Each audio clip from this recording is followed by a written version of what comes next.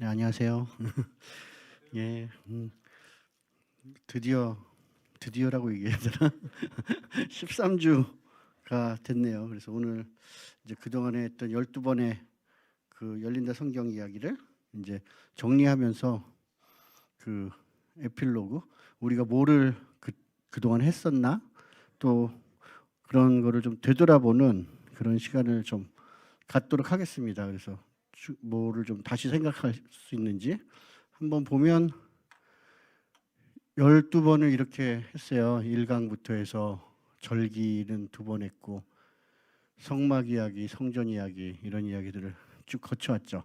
오늘 보는 거는 아마 다 돌아볼 수는 없고 그 성막, 성전까지의 이야기 중에 있는 이스라엘의 절기, 성막, 성전 정도 보면 될 것 같아요. 그래서 처음 열린다 성경 이야기를 시작하게 된 동기는 사실 성경을 히브리 원어로 이해하는 유대인들의 관점을 좀 알고 싶었던 거예요. 저희가 번역된 게 아니라 그 원어로 보는 그 사람들은 어떻게 생각할까. 그래서 구약 성경은 모두 다 히브리어로 기록됐고 신약 성경은 1세기 세계 공용어였던 헬라어로 기록되었지만 그 저자들 대부분이 유대인이었기 때문에 그 바탕에 깔린 세계관이나 직역해서 헬라어로 옮겨졌기 때문에 그 관용 구절들을 보면 그 히브리어 관용 구절들이 그런 거에 기반을 뒀다는 것이죠. 이는 마치 우리 일제 강점기 때 우리나라의 많은 작가들이 일본어로 책을 출간하긴 했지만 그 책 속에는 한국인 작가들이기 때문에 그 한국적인 정서, 한국적인 세계관이 그 기저에 깔려 있고 그렇기 때문에 그분들의 저서를 이해할 때는 한국적인 사고를 가진 우리가 더 이해가 잘 됐었다. 이렇게 생각할 수가 있었던 것이죠. 그렇기 때문에 비록 신약 성경이 헬라어로 써 있지만 헬라어로만 공부할 것이 아니라 그 직역된 그 과정 속에 있는 히브리 사람들의 생각도 궁금했던 거예요.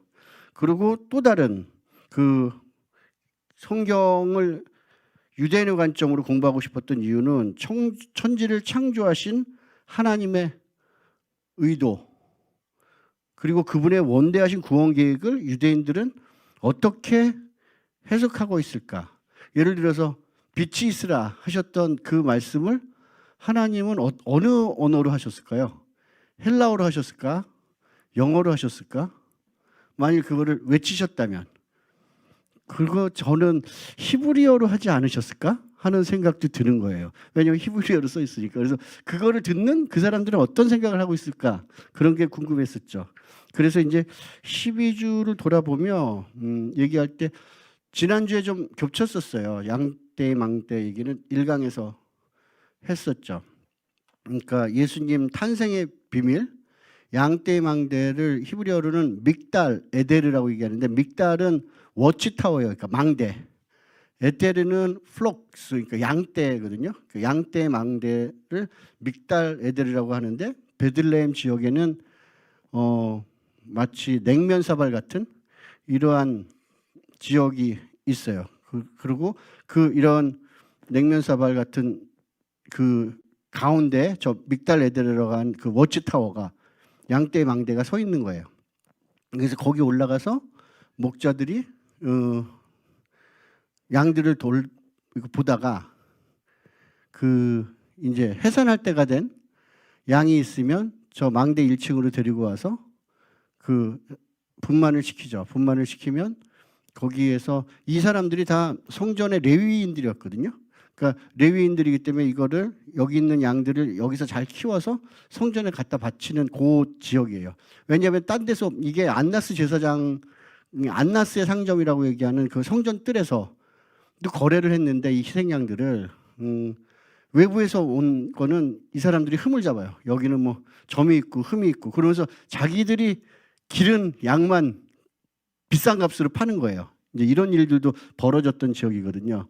그래서 양을 낳자마자 그 성전에서 그 제사장들이 썼던 그 옷 이제 낡으면 버리는데 버리지 않고 그걸 다 모아왔다가 그걸로 이제 갓 태어난 양을 감싸서 포대기 또는 강포로 해서 그 노새 그러니까 이 양들을 업고 가는 노새들이 밥 먹이는 그 구유통에다가 올려놔요. 그래서 양이 이렇게 움직이지 못하고 한동안 진정돼서 있게. 안 그러면 막 움직이면 또 흠도 나고 점도 나고 뭐 깨지고 이렇게 되니까.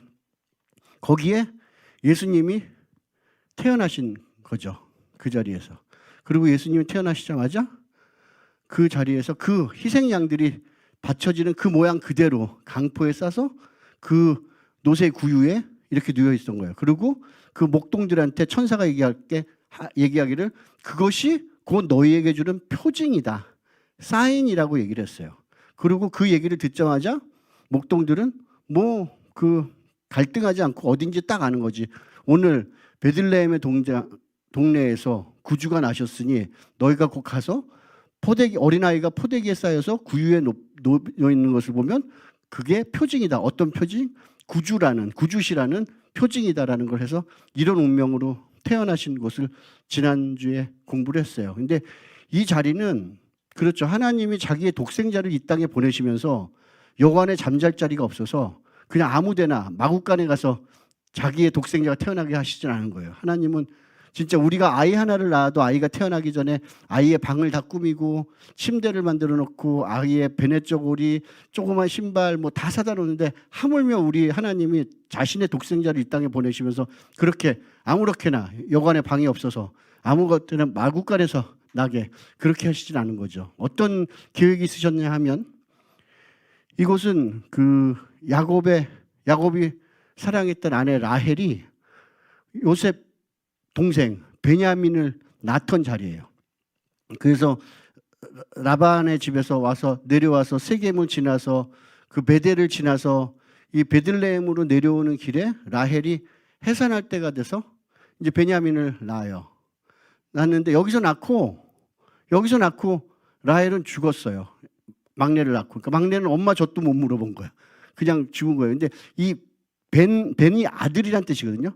벤 아담, 그럼 인자, 사람의 아들이란 뜻이고, 그래서 라헬은 죽으면서 이 아이를 보면서 너무 슬퍼. 그래서 벤오니라고 지었어. 벤오니. 오니는 슬픔이에요. 그러니까 벤오니, 그러면 슬픔의 아들이야. 얘를 이렇게 지었는데 그거를 보고 야곱이 들어와서 아니야, 얘는 슬픔의 아들이 아니라 야민은 오른손이거든요. 그래서 오른손은 승리를 뜻해요. 그래서 하나님 오른쪽에 앉아 계신 거예요. 예수님은 승리하신 어린 양이시기 때문에. 그래서 얘는 벤오니, 그러니까 슬픔의 아들이 아니라 벤야민, 승리의 아들이고 오른손의 아들이야, 오른팔의 아들이야 라고 했던 이곳이에요. 그러면서 이 승리의 아들이 베냐민이 태어난 곳에서 승리의 아들이신 예수님이 태어나시는데 예수님도 처음 보기에는 슬픔의 아들이었어요. 그 엄마 마리아에게. 십자가에 물과 나의 33세 십자가에 달려서 죽는 그 아들을 볼 때 그 예수의 어머니에게 이 아들은 정말 슬픔의 아들이었어요. 근데 하나님이 보시기에 예수님은 승리의 아들이야. 왜냐하면 3일 만에 부활하셨거든요. 그럼으로써 하나님 우편에 앉아 계신 승리의 아들이니까 벤오니가 벤야민이 된 사건이 예수님을 통해서도 일어났고 그 지역이에요. 그 자리가. 그리고 또 세월이 지나서 이 자리가 어떤 자리냐면 이세의 8번째 아들인 다윗이 여기서 아버지의 양들을 쳤어요.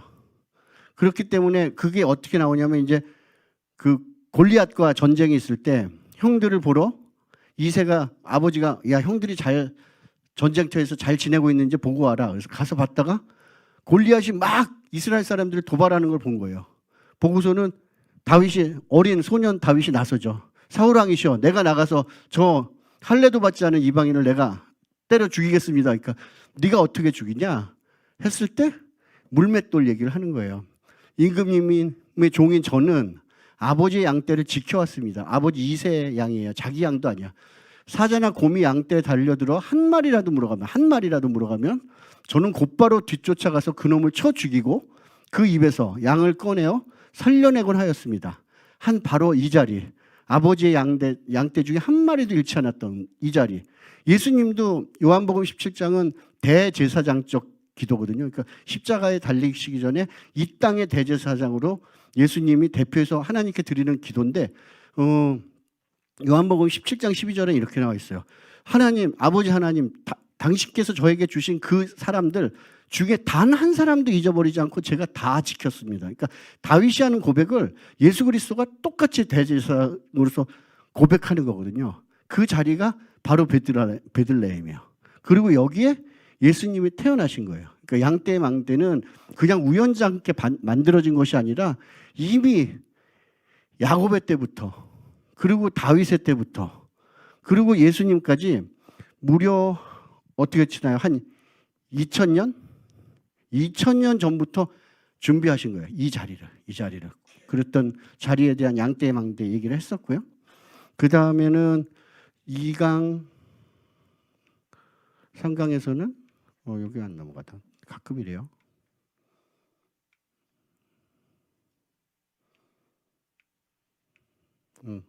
여호와의, 그러니까 이스라엘의 절기에 대해서 얘기를 했었죠. 이게 잘 안 보이실 것 같아요. 뭐 그냥 말로 설명을 할게요. 우리에게 절기는 계절의 그 변화를 알리는 뭐 24절기 같은 거 있죠. 뭐 입춘, 우수, 경칩, 춘분, 뭐 하지, 동지 이런. 근데 이스라엘의 이런 말하는 이스라엘의 7절기라고 하는 거는 국경일이나 명절 같은 국가적인 기념일을 지금 7절기로 하고 있거든요.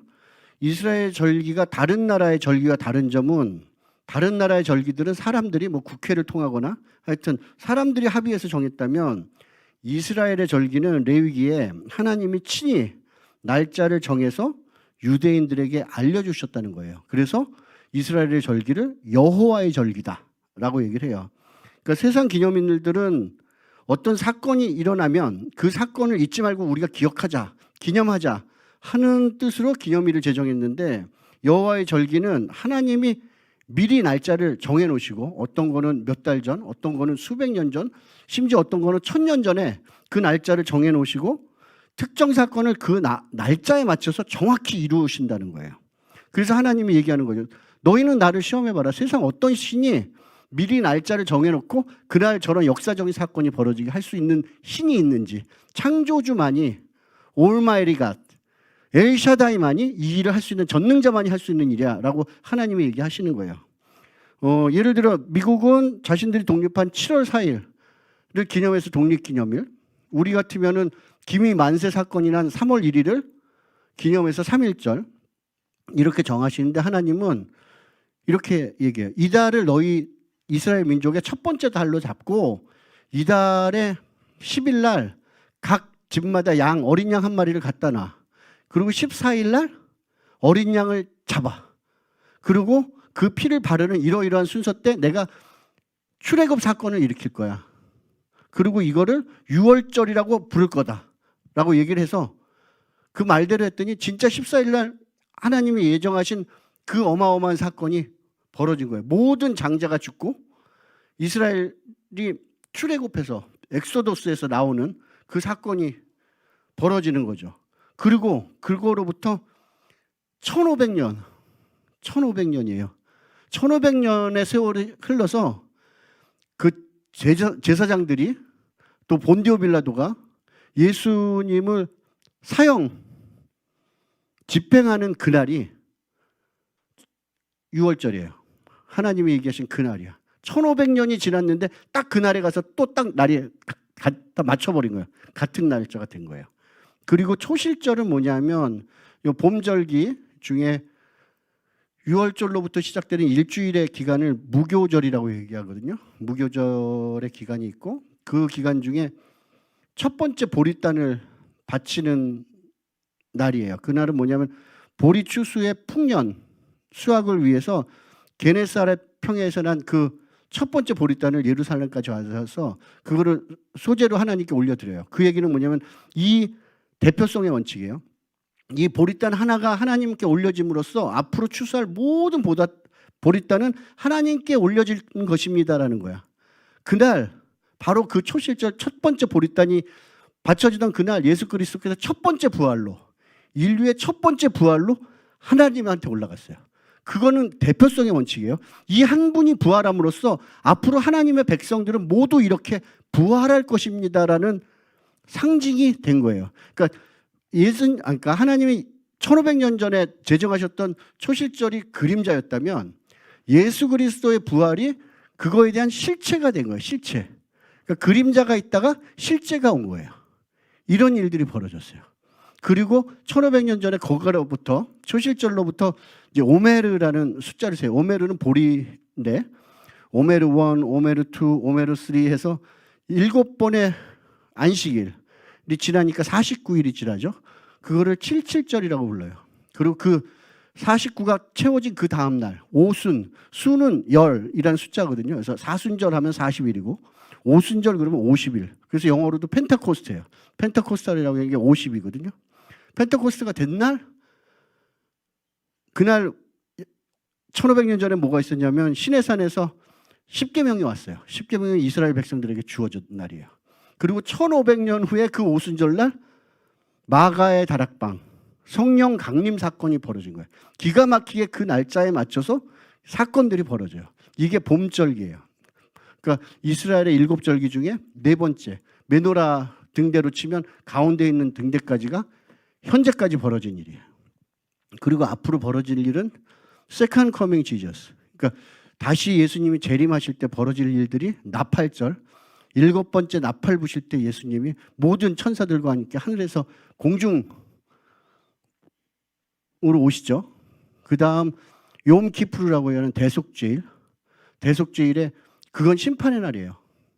그리고 초막절이라는 일주일간의 그 수컷이라고 얘기하는 초막절 기간 동안에 이제 예수님과 천년왕국으로 새로운 삶으로 들어가게 되죠. 이렇게 여호와의 절기가 있어요. 근데 그렇기 때문에 그러니까 절기라는 거를 히브리어로는 모에드, 하그 이렇게 두 단어가 있어요. 근데 먼저 하그는 춤춘다 또는 순환한다라는 의미가 있대요. 그러니까 절기가 매년 주기적으로 순환하는 속성 때문에 하그라고 부르고, 또 하나는 이 절기가 축제이기 때문에 축제 기간에 춤추고 막 이러기 때문에 춤춘다는 뜻도 있는 거고, 또 다른 뜻은 모에드예요. 모에드는 특별하게 정해진 어떤 시간을 모에드라고 해요. 그러니까 단순하게 그냥 흘러가는 시간이 아니라 특별한 목적과 계획 가운데 정해진 시간.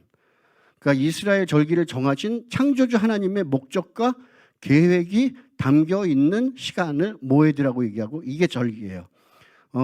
6월절을 좀 잠깐 다시 우리가 절기를 하면서 했던 거를 생각해 보면, 그렇죠. 그러니까 야곱, 이스라엘 때 70명의 가족이 총리로 있던, 요셉의 총리로 있던 애굽에 들어가요. 이제 가뭄을 피해서. 그리고 430년이 지나고 430년 동안 이스라엘이 보존이 됐어요. 고센이라는 특별한 땅. 어떤 성경에서는, 어떤 성경학자는 이스라엘을 위한 어머니의 자궁이라고 얘기했는데, 그런 양육강식의 사회에서 70명의 민족이, 사람들이 자기 민족으로 보존될 수 있었던 건 아무도 건드리지 않는 고센이라는 자궁이 있었기 때문이에요.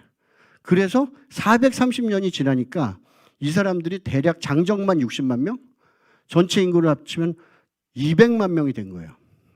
70명이 200만 명이 되려면 거진 그 생육하고 번성하는 숫자가 설치류 수준이야. 한 가족이 12명씩 낳아야 돼. 12명씩. 계속 12명씩 400년 동안 낳아야지 200만 명이 되는 거예요.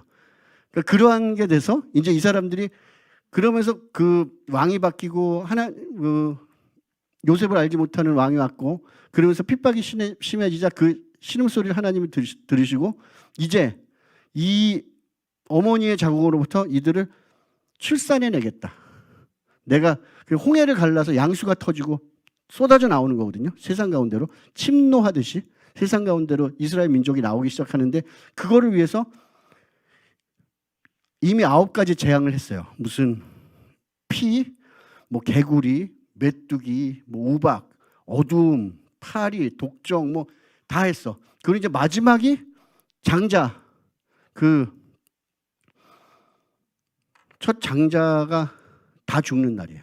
그러니까 이렇게 돼 있어요. 너희는 아까 말씀드린 대로 이달 열흘날 데려다 놓고 열 나흘날까지 14일까지 놔뒀다가 해질 무렵에 잡는 거예요. 피는 그러면 그 피, 양을 잡은 그 피를 받아서 문의 좌우 문설주 그리고 상인방 저렇게 그림에 보이는 것처럼 이렇게 바르는 거죠. 디귿자? 세워놓은 디귿자 같다고 그러나? 뭐 저렇게. 그래서 문틀에 피를 발랐으면 이렇게 얘기해요. 그날 밤에 내가 이집트 땅을 지나가면서 사람이든지 동물이든지 이집트 땅에 있는 모든 처음 난 것을 모두 치겠다. 그리고 이집트의 모든 신을 벌하겠다. 나는 주다.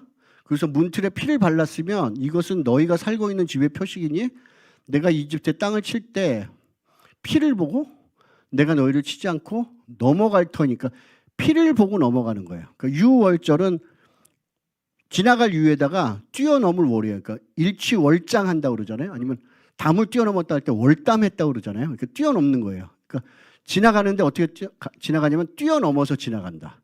영어로도 패스오버 그러면은 패싱하는데 패스오버 건너뛰어서 패싱하는 거예요. 그 히브리어로도 패사흐라고 얘기하는데 유월절을 이거 역시 건너뛴다는 뜻이에요. 그러면 오늘은 우리 민수 형제한테만 질문하지 않고 다 같이 해서 한번 간단한 우리가 생각을 좀 해봤으면 좋겠어요. 이런 질문을 가지고 만일 그 얘기를 이스라엘 민족이 아니라 이집트 사람이 들었어. 오, 그렇대? 자기도 그 문에 피를 발랐다. 그러면은 어떻게 됐을까요? 그 사람은, 그 집은 살았을 것 같다. 예, 살았을 것 같다고 그러죠. 예, 왜냐하면 조건은 피지 인종이 문제가 아니었거든 지금. 그리고 그렇다면 이스라엘 백성인데 깜빡 잊고 안 바르거나 일부만 발랐어. 이거는 어떨까요? 죽었겠죠. 죽었을 거예요. 그래서 그러면 어린 양의 피가 아니라 어린 양이 없어. 비둘기 아니면 소나 돼지 다른 걸 갖다 발랐어. 그러면 그건 어떻게 됐을까요? 죽었어. 안 돼. 딱 감별해보고 DNA가 틀리네. 또 아니면 바로 왕이 이 얘기를 듣고 자기 궁전에다가 이 어린 양의 피를 발랐다. 바로가 어떻게 됐을까요? 살았어요. 그래요. 그런데 그리고 이것 좀 해요. 피는 발랐는데 그 시간에 뭐 마켓 간 거야. 슈퍼나 뭐 딴 데 가서 집에 없었어. 집을 비웠어 잠깐. 그럼 어떻게 됐을까요? 죽었을 것 같아요. 예. 그러니까 요는 뭐냐면 피예요, 피. 그러니까 그 안에 누가 있느냐? 그 안에 이집트 사람이 있느냐? 살인자가 있느냐? 좀도둑이 있느냐? 뭐 그게 문제가 아니라 그냥 하나님의 죽음의 사자는 피를 보고 그냥 건너뛰는 거예요. 이런 일이 벌어지죠. 근데 이 글자 요게 히브리어 알파벳 요거랑 좀 닮았어요. 헤이라고 얘기하는 거는 이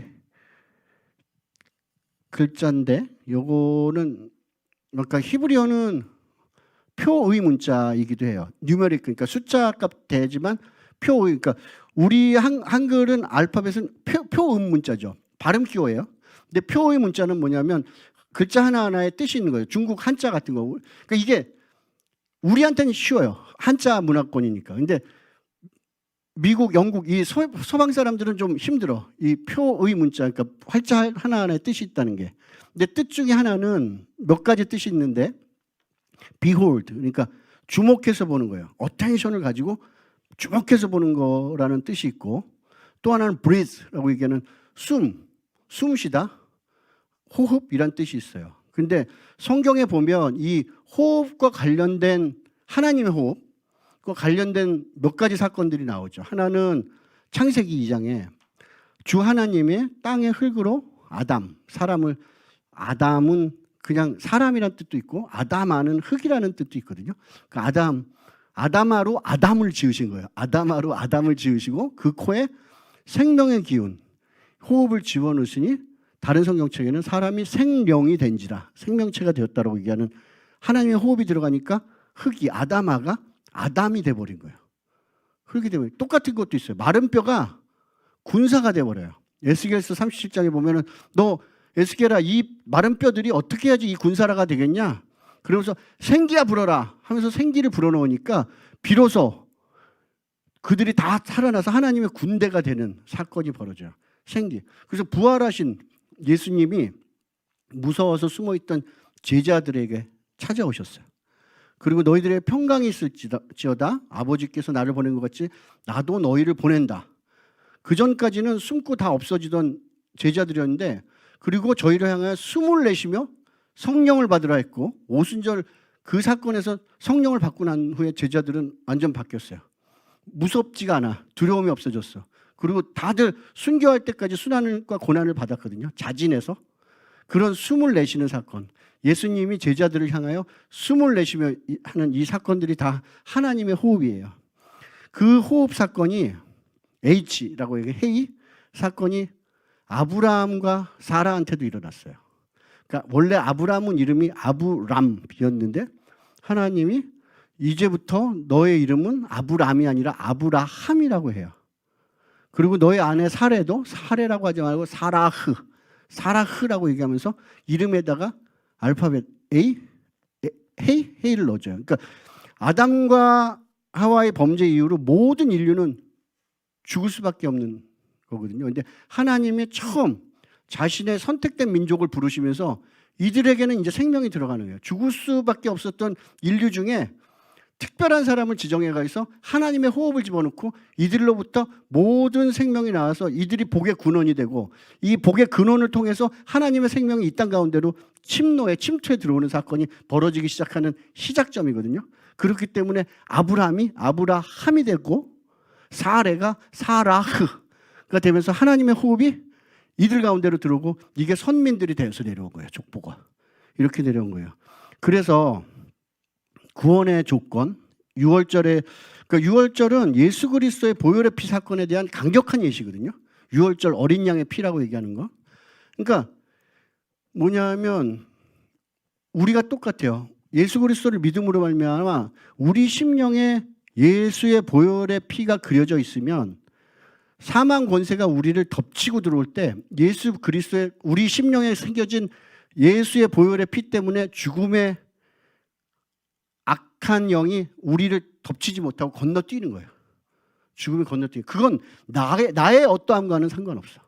내가 어떻게 살았느냐가 상관없고 예수 그리스도가 어떤 분이시냐가 더 중요한 거예요. 그래서 마르다 얘기할 때 나는 부활이요 생명이니 나를 믿는 자는 죽어도 살겠고 살아서 나를 믿는 자는 영영 죽지 아니하라는 이 말씀은 예수 그리스도의 보혈의 피 때문에 죽지 않는 거예요. 나 때문이 아니고. 그거를 기독교에서는 이신칭의 또는 이신득의라고 얘기하는 믿음으로 말미암은 의로움이거든요.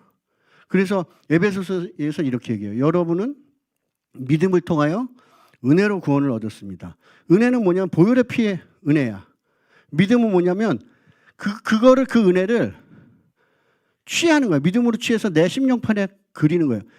어린 양은 잡았어. 어린 양의 피는 있는데 그거를 문설주에 갖다 바르지 않으면 소용이 없는 거야. 어린 양이 죽은 그 밸류가 없어요. 가치가 없어요.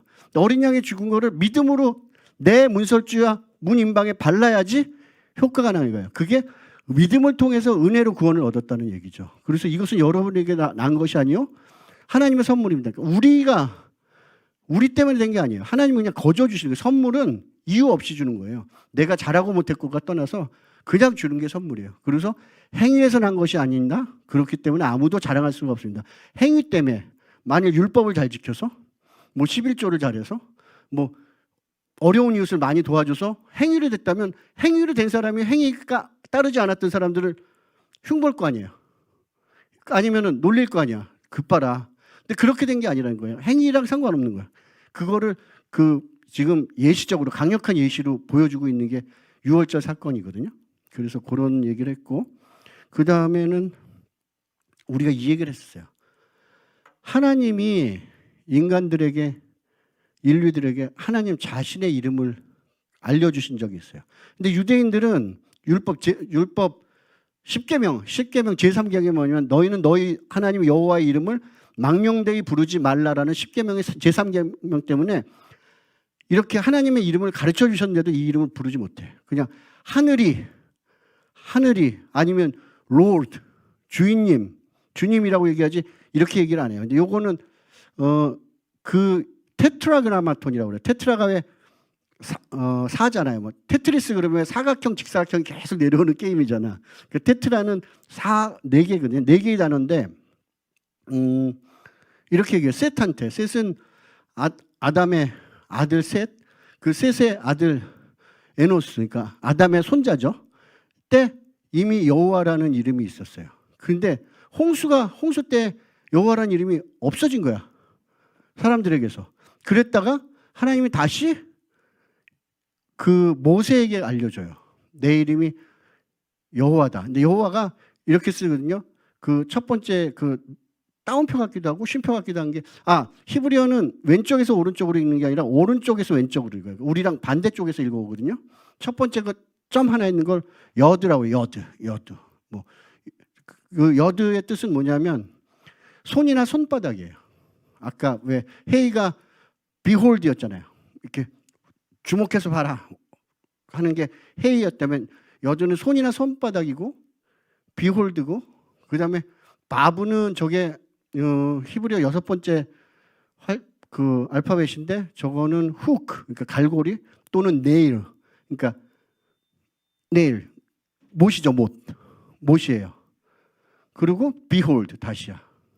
그러니까 이게 무슨 뜻이냐면요, 생각해보면 히브리 사람들이 이걸 유드 헤이 바브 헤니까 야베 아니면 뭐 여호바 야베 뭐 이런 식으로 발음을 했지만 발음이 없어요. 왜냐하면 모음이 없으니까, 히브리어는. 그래서 여태까지 불러본 적도 없으니까 옛날에도 이게 어떻게 불렸는지도 몰라요. 근데 그냥 야베가 또 비슷한 것 같고. 근데 이 뜻은 읽지 못했어도 뜻은 다 알죠. 손 또는 손바닥을 봐라, 못자국을 봐라예요. 하나님이 자기 이름을 가르쳐 주는데 그 이름의 뜻이 뭐냐면 손을 봐, 손에 있는 못자국을 봐라. 가 이름이에요. 그래서 behold the hand, behold the nail이에요.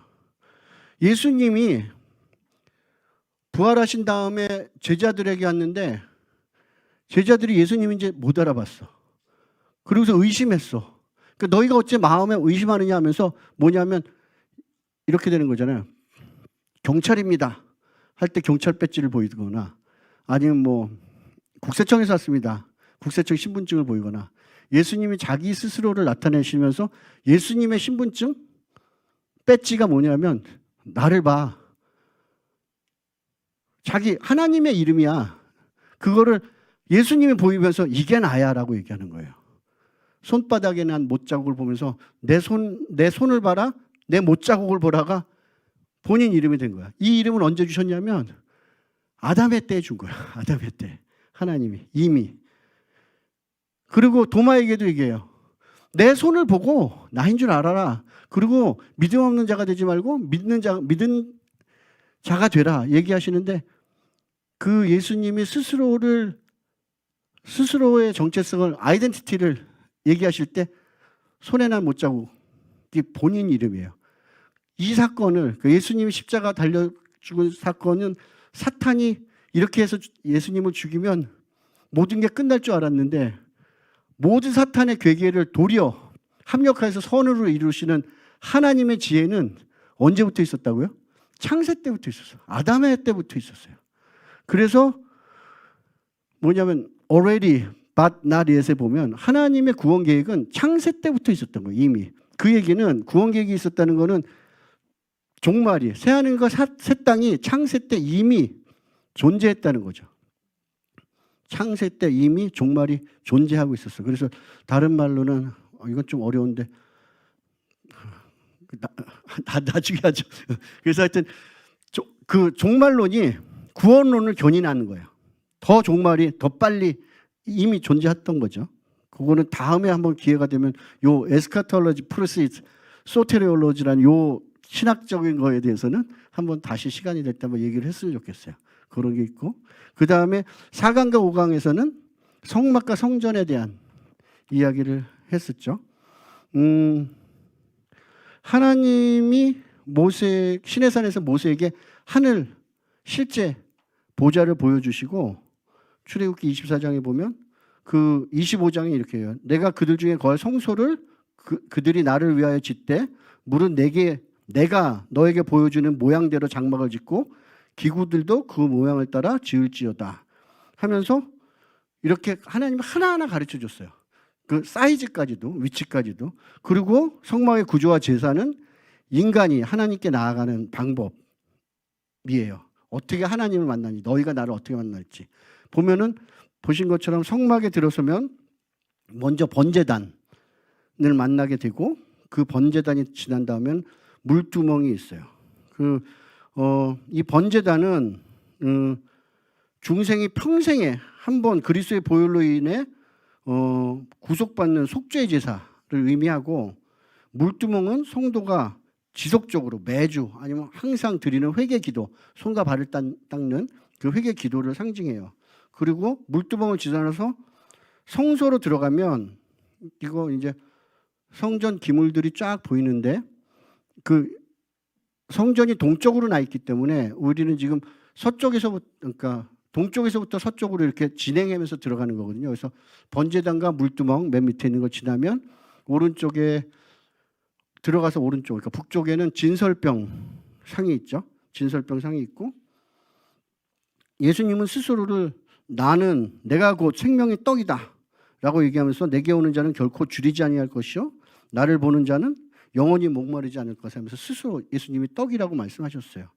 그리고 이 남쪽에는, 그러니까 왼쪽에는 메노라라고 하는 7등잔이 있죠.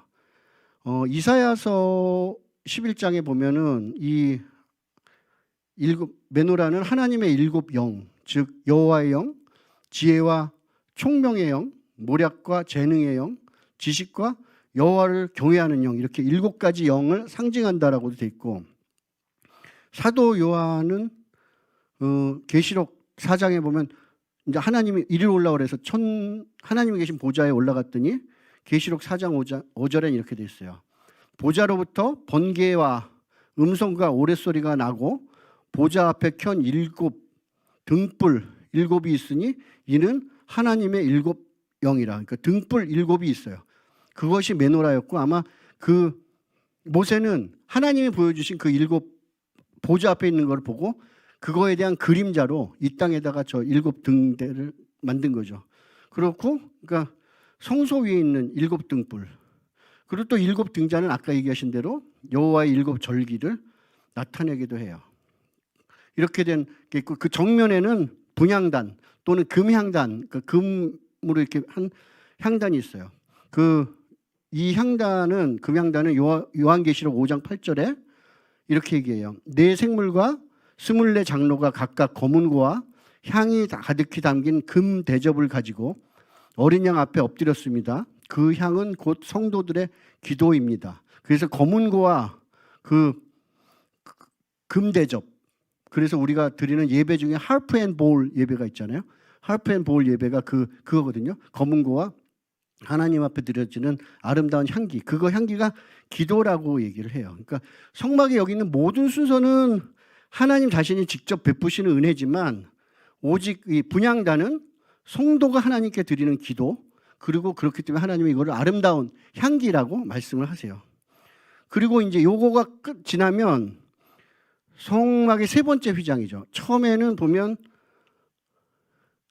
첫 번째 성막으로 들어가는 휘장이 있었고, 두 번째는 성소로 들어가는 휘장이 있었고, 이제 세 번째는 성소와 지성소를 가로막고 있는 이 휘장이에요. 그래서 이 세 번째 휘장을 우리는 하나님이 계신 3층 천이라고 상징을 해요. 그래서 3층 천을 넘어서 들어가면 지성소 안에는 그 언약궤가 있죠. 언약궤는 예수 그리스도를 상징하는데, 그 안에는 그 돌판, 십자가, 그러니까 십계명이 쓰여져 있는 돌판이 있고, 그 광야에서 백성들이 먹었던 그 만나가 있고, 그다음에 아론의 쌍난 지팡이, 이거 모든 게 예수 그리스도를 상징하는 상징물들이거든요. 그리고 그 위에는 시은좌라고 이야기하는 덮개가 있고, 그 위에는 두 그룹이 마주보고 있는 요 모양이 있어요. 그 시은자는 영어로는 mercy seat이라고 얘기하는데, 그러니까 은혜를 베푼다는 뜻으로 은혜를 베푸는 것. 그러니까 은혜를 베푸는 건 뭐냐면 곧 영생이죠. 구원이죠. 영생과 구원이 베풀어지는 곳을 mercy seat이라고 얘기하고, 여기는 대제사장이 1년에 한 번, 그것도 대속죄일에만 정결 예식을 다 갖추고, 그 다음에 들어가서 여기다가 그 어린 양의 피, 아사셀 염소의 피를 뿌려서 1년간 이스라엘 민족의 죄를 유예받았어요. 그러니까 매년 1년씩만 죄가 유예된 거야. 그랬다가 예수 그리스도께서 십자가에서 죽으시던 날 이 세 번째 휘장이 위에서부터 아래로 쫙 갈라지고 만민 제사장의 시대, 그러니까 누구든지 예수 그리스도의 보혈의 피에 힘입어서 은혜의 보좌 앞에 나갈 수 있는 그러한 사건이 되죠. 그렇게 돼서 매년 1년씩 유예받던 게 이제 영원히 단 한 번의 제사로 그 유예되는, 죄가 유예되는 사건이 벌어졌어요. 근데 아이러니는 뭐냐면 예수님이 달리셨던 십자가 상에도 멀시시라는 게 있어요. 시은자라는 게. 근데 이거는 실제 시은자가 아니라 로마 사람들이 조롱하기 위해서 이렇게 잔인하게 부른 건데, 이 시은자는 뭐냐면 이 십자가에 달린 사람이 엉덩이가 닿는 부분에 조그맣게 볼록 이런 나무 토막 하나를 붙여놨어요. 십자가가 어떻게 해서 죽게 되냐면, 십자가에 달려있는 사람은 시간이 지나면 점점 이제 밑으로 처지면서 횡격막이 닫혀서 호흡 곤란으로 죽게 되는 거거든요. 그런데 요 시은자라고 얘기하는 멀시시라는 나무 토막 때문에 숨이 차면은 이렇게 올라와서 그 나무 토막에 살짝 걸쳐서 엉덩이를 걸쳐가지고 목숨을 조금 더 살 수 있는 거예요. 어차피 예를 들면 조금 더 30분 더 살게, 1시간 더 살게 해주는 건데 그걸 시은자라고 조롱하면서 불렀어요. 그게 시은자야. 그러니까 이 사람들은. 근데 이제 나중에 해가 지고 야 이제 그만하자, 집에 가자 그럴 때는 멀시시에 앉지 못하게 다리를 부러뜨리거든요. 다리뼈를 부러뜨리면 확 내려앉으면서 이제 호흡이 횡격막에 닫혀서 죽는 거예요. 근데 예수 그리스도는 보니까 이미 돌아가신 걸 알기 때문에 구태여 힘들게 다리뼈를 힘들게 쳐서 부러뜨릴 게 없이 그냥 창으로 옆구리를 푹 찌른 거거든요. 그랬더니 물과 피가 터져 나온 사건이 된 거예요. 근데 그렇지 않을 때는 이제 해 지고 빨리 집에 갈 때는 다리뼈를 부러뜨려서 멀시시에 기대지 못하게 해요. 그러니까 어떻게 된 거예요? 멀시시는 지성소 안에 있었는데 이 싯은 AD 70년에 성전이 무너지면서 없어져 버렸어요. 지금 어디 있는지도 몰라요. 만약 있으면 예를 들어서 억션에 붙이면 얼마나 되겠어요. 이거 찾았습니다. 실제로 찾았습니다. 성경을. 그런 일이 벌어졌는데 그런 게 없어져 버렸어요. 그리고 대신 예수님이 내가 성전이고 너희들이 허물라 내가 사흘 만에 다시 지으리라 했을 때 이 멀시시이 로마 사람들이 조롱하면서 지었던 그 자리로 옮겨간 거예요. 그래서 하나님의 구원이 베풀어지던 자리가 지성소에서 십자가로 바뀐 거야. 예수님 이후로는. 그래서 하나님의 구원이 똑같은 멀시시라는 이름에서 벌어지는데 하나는 지성소에 있던 멀시시는 없어져 버렸고 성전이 망하면서 없어지면서 예수 그리스도가 부활하시면서 그 자리로 십자가로 옮겨간 거예요. 그래서 우리는 하나님의 은혜를 어디서 받냐면 이제는 십자가에서 받아요. 지성소에서 받던 거를. 그 구원은 그렇게 받는 일이 벌어지는 거죠. 그렇게 해서 이 이야기들이 됐고, 그 다음에 이 성막 기도는 우리 성도들이 하는 하나님을 만나는 프로세스이기도 해요. 우리는 이 성막 기도를 경고 감말구라고 얘기를 하거든요. 아시는 분들은 우리의 기도 순서를 따랐으면 좋겠어요. 그래서 경배함으로써 성전에 들어가죠. 성막에 들어가죠. 그래서 번제단 앞에서 물두멍에서 우리의 죄를 고백해요. 경배, 경고, 그러니까 경배, 고백, 감사, 말씀, 간구거든요. 그러니까 경배, 고백, 감사는 진설병, 떡상 앞에서 하나님이 우리에게 주시는 그 감사의 기도를 드리고, 그 다음에 메노라라고 하는 하나님의 7명 앞에서 말씀으로 인도를 받아요. 그리고 분향단 앞에 서서 우리가 하나님께 올려드리는 아름다운 간구를 드릴 때 세 번째 휘장이 열리고 하나님의 보좌 앞으로, 은혜의 보좌 앞으로 우리가 나가게 되는 거예요. 그래서 경고 감말구의 순서로 우리가 성막을 기억하면서, 성전을 기억하면서 이렇게 기도를 드리는 것이죠. 그리고 이게 오늘날의 성전산이에요. 헤롯 성전이 있던, 솔로몬 성전이 있던 이곳에는 지금 황금돔, 그리고 알악사 모스크가 있어요.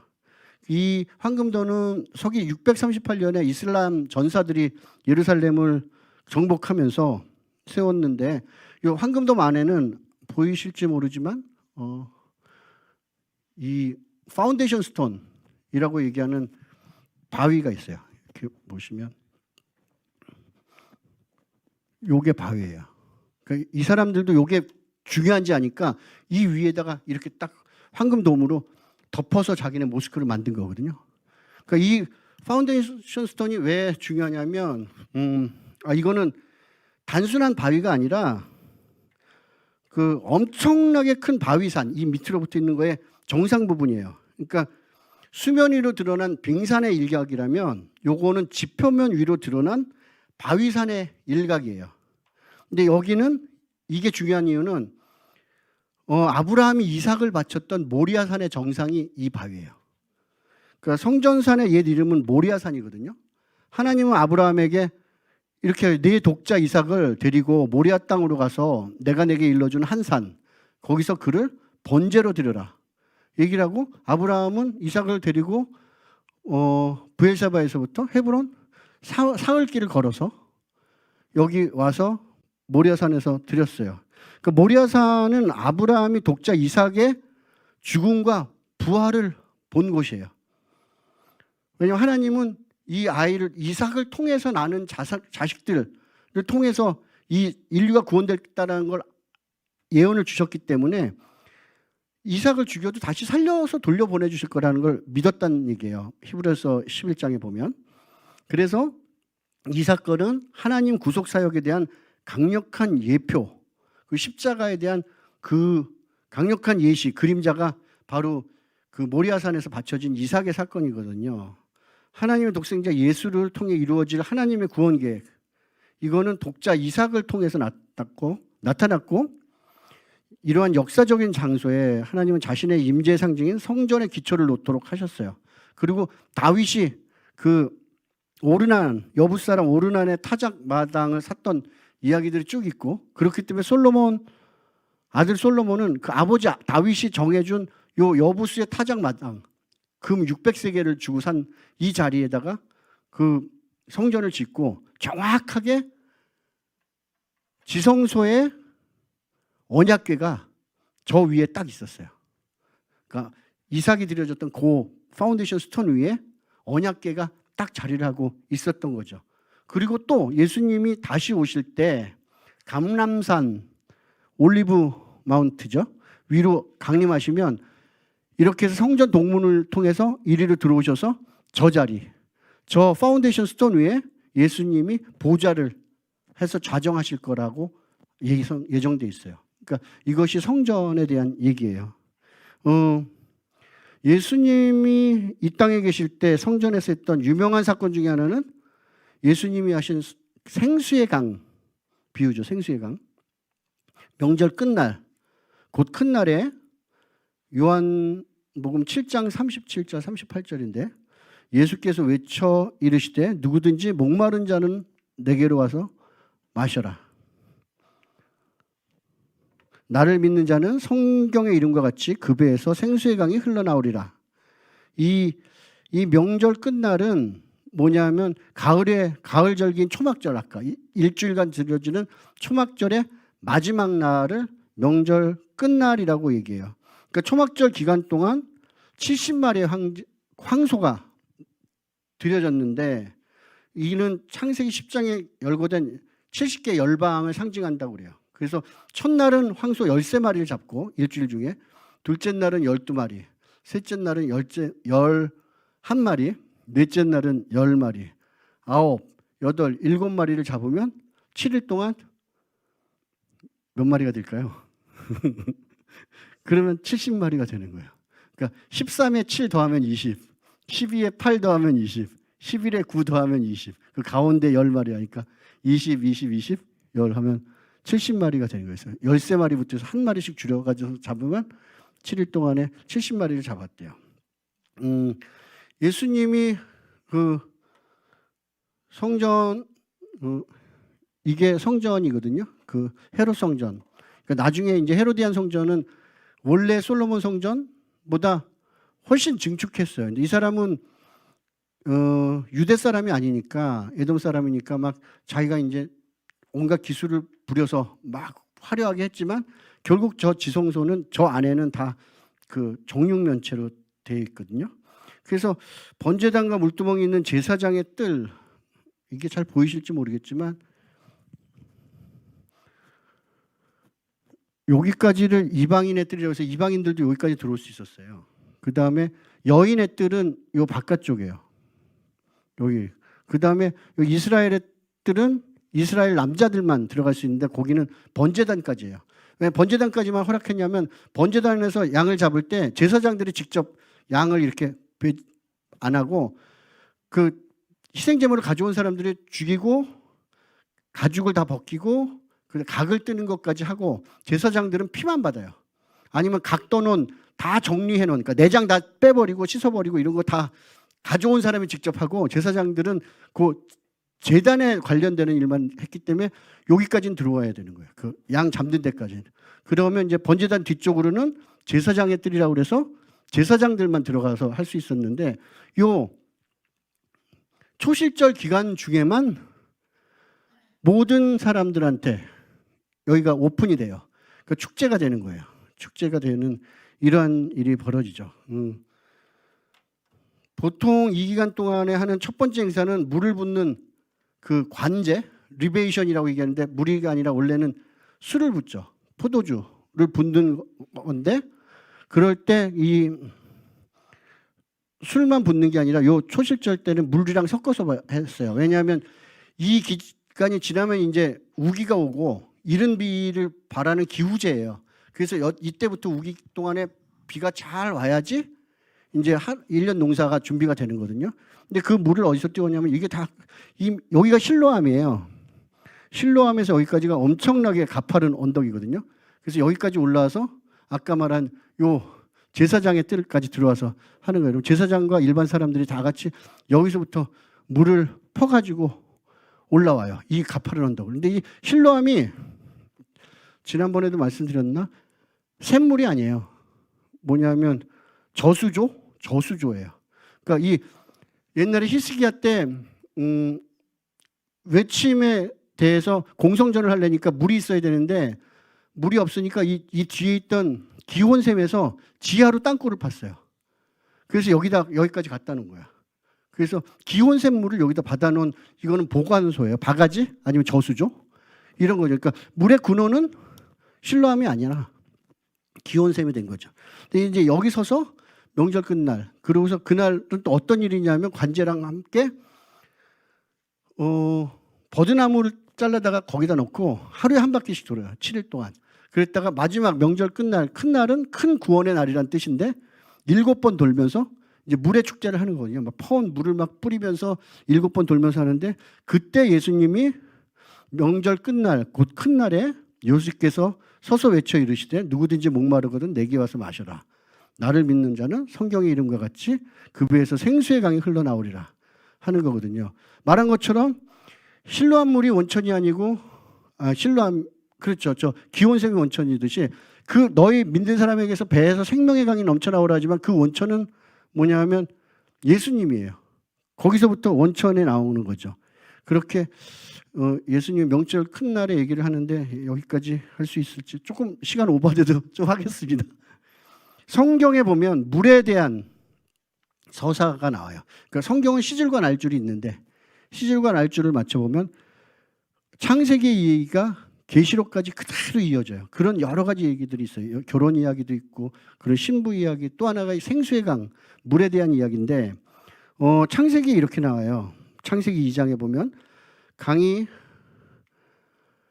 에덴에서부터 흘러나와 동산을 적시고 거기서부터 갈라져 네 근원이 되었으니 첫째 강의 이름은 비손이라, 둘째 강의 이름은 기혼, 셋째 강의 이름은 힛데겔, 넷째 강의 이름은 유브라데더라 하면서 땅의 숫자가 넷이에요. 우리도 보면 천지사방이라고 그러잖아요. 아니면 동서남북이라고 그럴 때 땅의 숫자를 성경적으로 4로 봐요. 하늘의 숫자는 3이에요.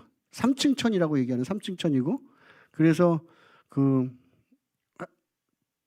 유대 사람들은 3과 4를 더하든지 3과 4를 곱했을 때 그걸 완전 숫자라고 믿어요. 그러니까 온천지야. 하나님께서 하늘과 땅을 창조하셨다. 하늘과 땅, 그게 온천지라는 거예요. 그 홀리니스거든요, 전체. 그래서 3과 4를 더한 7, 3과 4를 곱한 12 같은 걸 완전 숫자라고 해요. 그러니까 하늘과 땅을 다 더한 숫자야. 하늘의 3과 땅의 4를 더해서. 그러니까 온 땅으로 흘러내린 거예요. 하나님의 생명의 강이. 이것이 에스겔에서도 나와요. 에스겔에서 47장에 보면 그가 나를 에스겔을 데리고 성전 문에 이르니 성전의 앞면이 동쪽으로 향하였다. 그러니까 이게 성전이에요. 동쪽으로 향한 거. 그 문지방 밑에서 물이 흘러나와 동쪽으로 흐르다가 성전 오른쪽 제단 남쪽으로 흘러내리더라. 그 사람이 손에 줄을 잡고 동쪽으로 나가면 천척을 측량한 후에 내가 그 물을 건너게 하시니 물이 발목에 왔고 다시 천척을 측량하고 물을 건너게 하시니 물이 무릎에 왔고 다시 천척을 흐르고 물을 건너게 하시니 물이 허리에 왔고 네 번째예요. 땅의 숫자가 꽉 찬 거야. 다시 천척을 측량하시니 물이 내가 건너지 못할 강이 되더라. 그 물이 가득하여 헤엄칠 만한 물이요 사람이 능히 건너지 못할 강이더라. 강이 돼버린 거야. 발목, 무릎, 허리 오더니 그냥 키를 훨씬 넘겨버린 거예요. 그리고 이 강물이 흐르는 곳마다 번성하는 모든 생물이 살고 그 고기가 힘이 많으리니 이 물이 흘러 들어가므로 바닷물이 되살아나고 이 강이 흐르는 각처에 모든 것이 살아나는 거니까 생명수 강이 흘러나니까 다 살아나는 거거든요. 강가 좌우에는 각종 먹을 과실나무가 자라서 그 잎이 시들지 않으며 열매가 끊이지 아니하고 달마다 그러니까 매달 12달마다 12달 내내 새 열매를 맺으니 그 물이 성소를 통하여 나옴이라. 그 열매는 먹을 만하고 그 잎사귀는 약재료가 되니까 성소 그러니까 하나님의 보좌로부터 흘러나왔기 때문에 생명수 강이 되는 게 창세기에서 에스겔로 나오고 그거를 예수님이 지금 얘기를 하는 거예요. 내게로 와서 마셔라. 얘기하는 그 생수의 강이고 본인이 원천 되시는 거죠. 계시록 22장은 새 하늘과 새 땅인데 요한은 이렇게 얘기해요. 계시록 22장 1절에 천사는 또 수정과 같이 빛나는 생명수 강을 내게 보여주었습니다. 그 강은 하나님의 보좌와 어린 양의 보좌로부터 흘러나와서 도시의 넓은 거리 한가운데로 흘렀습니다. 강 양쪽에는 12종류의 열매를 맺는 생명나무가 있어서 달마다 매달 열매를 맺고 그 나뭇잎은 민족을 치료하는 데 쓰입니다. 에스겔이 본 거를 계시록 에스겔은 새하늘과 새 땅을 본 거예요. 이미. 그 얘기는 에스겔 때에도 이미 새하늘과 새 땅은 존재하고 있었던 거지. 그러니까 그게 실제고 그거를 그림자로 본 거예요. 근데 이게 어디냐면 시편에는 아주 조그맣게 나와요. 마치 이렇게 얘기해요. 하나님이 뭐라고 얘기하면 시편 1편에 복 있는 사람은 악인의 꾀를 따르지 아니하며 죄인의 길에 서지 아니하며 오만한 자의 자리에 앉지 않고 오직 여호와의 율법을 즐거워하여 그 율법을 밤낮으로 묵상하는 자로다. 얘기하면서 이렇게 저는 시냇가에 심은 나무가 시절을 따라 과실을 맺으며 그 잎사귀가 마르지 아니함 같으니 그 행사가 다 형통하니까 시냇가에 심어놨던 그 작은 나무들이 생명수 나무가 되면서 새 예루살렘 속에서는 도도하게 새 예루살렘 성을 흐르는 그 양쪽에서는 12달 열매 맺는 나무들로 자란 거예요. 그게 복 있다고 얘기하는 거예요, 하나님은. 그러니까 이 복 있는 생명수는 창세기로부터 에스겔, 시편, 예수 그리스도를 통해서 계시록까지 그냥 시절로 쫙 연결되는 생명수 강에 도도한 흐름이 대하강이 흐르고 있는 거죠, 성경 내에서. 그래서 히브리 사람들이 이해하는 성경, 이들이 보는 이 생명수 강, 그 River of Living Water에 대한 이야기를 예수님 하는데 이것도 나누고 싶었습니다. 일단 13번의 강의를 정리하면서 정말 같이 은혜가 되셨으면 좋았겠습니다. 감사합니다. 감사합니다.